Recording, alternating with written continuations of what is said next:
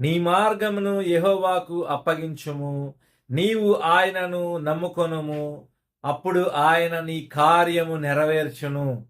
Bible గ్రంథం చెప్పినట్లుగా మన మార్గాన్ని మనం దేవునికి అప్పగించాలి. మార్గాన్ని దేవునికి అప్పగించడం అంటే మన ఆలోచనలను, మనం చేసే ప్రతి పనిని కూడా దేవుడికి అప్పగించాలి. అంటే దేవుని చేతిలో పెట్టాలి. నువ్వు ఏం చేయాలన్నా దేవుణ్ణి అడగాలి. దేవుని సహాయం తీసుకొని నువ్వు చేయాలి. అప్పుడు నువ్వు చేసే పనిలో నువ్వు విజయాన్ని సాధిస్తావు. నువ్వు సక్సెస్ని పొందుకుంటావు. ఎందుకంటే అది నువ్వు ఒక్కడవే చేయట్లా, నీ ఆలోచనతో చేయట్లేదు. అది దేవుని ఆలోచనతో, దేవుని సహాయం ద్వారా నువ్వు చేస్తావు. అప్పుడు నువ్వు చేసే పని సక్సెస్ అవుతుంది. విజయం నిన్ను వరిస్తుంది. ఎందుకంటే నువ్వు దేవునికి నీ మార్గాన్ని సమర్పించుకున్నావు.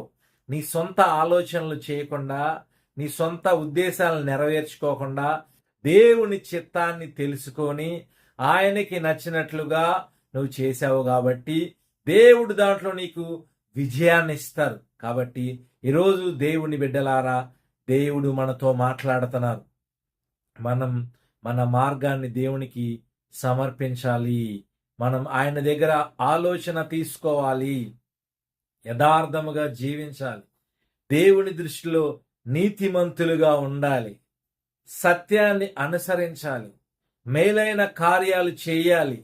ఇవన్నీ చేస్తే అప్పుడు మనం మన మార్గాన్ని దేవునికి అప్పగించుకున్నట్లు అవుతుంది.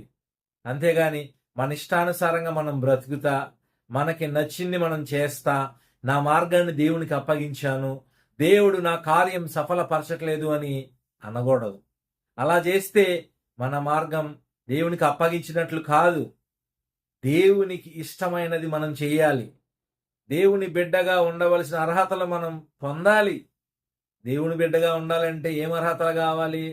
సత్యాన్ని మాట్లాడాలి, అబద్ధం చెప్పకూడదు, మేలైన కార్యాలు చేయాలి, కీడు చేయకూడదు, యథార్థంగా బ్రతకాలి, దుర్మార్గ పనులు చేయకూడదు.